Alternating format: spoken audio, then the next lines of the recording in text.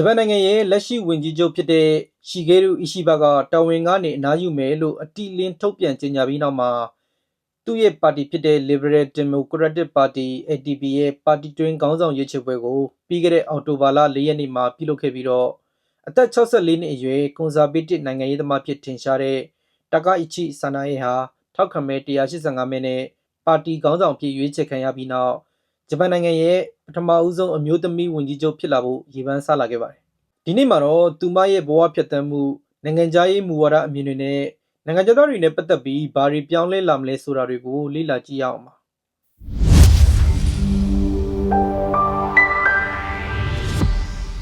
သူမဟာနာရမျိုးဇာတိဖြစ်ပြီးတော့ခိုးဘဲတက္ကသိုလ်ကနေစီးပွားရေးစီမံခန့်ခွဲမှုဘာသာရပ်နဲ့ပွဲရခဲ့ပြီးတော့နိုင်ငံရေးလောကကိုဝင်ရောက်ပြီးစာရေးဆရာဥပဒေပြုရေးလက်ထောက်နဲ့ရုပ်သံလွှင့်ဌာနတွေမှာအလုပ်လုပ်ကိုင်ခဲ့ပါတယ်။ရခိုင်ဝန်ကြီးချုပ်ဖြစ်တဲ့ရှင်ဇိုအာဘေးရဲ့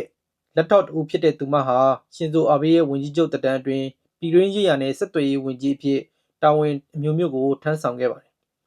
2022ခုနှစ်ကနေ2024ခုနှစ်အတွင်းဖူမီယိုကီရှိဒါရဲ့ဝန်ကြီးချုပ်တက်တန်းအတွင်းမှာတော့နိုင်ငံခြားရေးဝန်ကြီးအဖြစ်တာဝန်ထမ်းဆောင်ခဲ့ပြီးနိုင်ငံရေးနဲ့ပတ်သက်တဲ့အတွေ့အကြုံအများများတဲ့သူလို့ဆိုရမှာပဲဖြစ်ပါတယ်။သူမဟာလိန်တူလက်ထပ်ခြင်းကိုစန့်ကျင်ခြင်းအိမ်တောင်ဘက်များအတွက်တီးခြားမျိုးရိုးအမည်များအတိမတ်ပြုခြင်းနဲ့ဂျပန်ထိနှံဆက်ခံခြင်းကဲ့သို့သော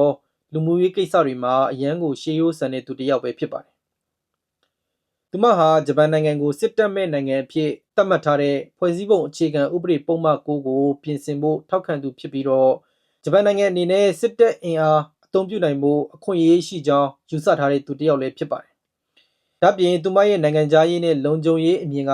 ဂျပန်နိုင်ငံကိုစစ်အင်အားရှိတဲ့နိုင်ငံတစ်နိုင်ငံအဖြစ်လှုပ်ဆောင်ပြီးနိုင်ငံကိုလုံခြုံရေးအရအားကောင်းစေဖို့အမေရိကန်နဲ့စစ်ရေးနိုင်ငံရေးအရမဟာမိတ်အဖြစ်လိုလားတဲ့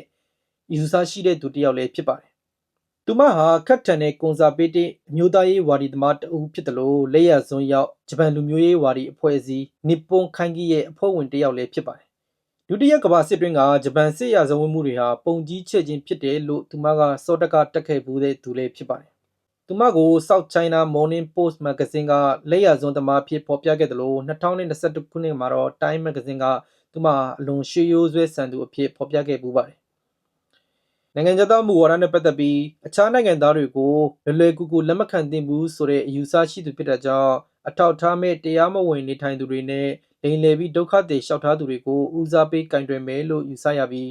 လက်ရှိသုံးနေတဲ့နိုင်ငံခြားသားမူဝါဒတွေကိုအစကနေပြန်လည်သုံးသပ်ပြီးပြင်ဆင်နိုင်တာကြောင့်မူဝါဒတွေပြောင်းလဲလာနိုင်ခြေရှိပါတယ်။သူမဟာရှေးရိုးဆွဲဆန်သူပြီးဂျပန်ယဉ်ကျေးမှုစီးမြင့်ဥပဒေနဲ့လုံခြုံရေးကိုဦးစားပေးနိုင်တာကြောင့်ရာဇဝတ်မှုချိုးဖောက်သူတွေနဲ့ဥပဒေမလိုက်နာသူတွေကိုထိုက်တဲ့အရေးယူမှုတွေလှုံ့ဆော်လာနိုင်တယ်လို့နိုင်ငံခြားသားတွေကိုလိုအပ်ပေမဲ့လွယ်လွယ်ကူကူလက်မခံသင့်ဘူးဆိုတဲ့အယူဆရှိတာကြောင့်လဝကရဲ့မူဝါဒတွေပုံမတင်းကျပ်လာနိုင်ပါတယ်။ဒါကြောင့်ပြည်ဝင်ခွင့်ဗီဇာတွေပုံမတင်းကျပ်လာနိုင်တယ်လို့ဗီဇာတက်တန်းတိုးတဲ့အခါမှာလည်းပုံမတင်းကျပ်တဲ့စစ်ဆေးမှုတွေရှိလာနိုင်ပါတယ်။လာမယ့်ဝန်ကြီးချုပ်ရွေးချယ်ပွဲမှာအကယ်၍သူမဝန်ကြီးချုပ်ဖြစ်လာခဲ့ရင်တော့နိုင်ငံခြားသားတွေနဲ့ပတ်သက်တဲ့စီးမြင့်ဥပဒေတွေပုံမတင်းကျပ်လာဖို့အလားအလာရှိတယ်လို့သုံးသပ်ရပါတယ်။အဆုံးထိနားထောင်ပေးတဲ့အတွက်အားလုံးကိုကျေးဇူးအများကြီးတင်ပါတယ်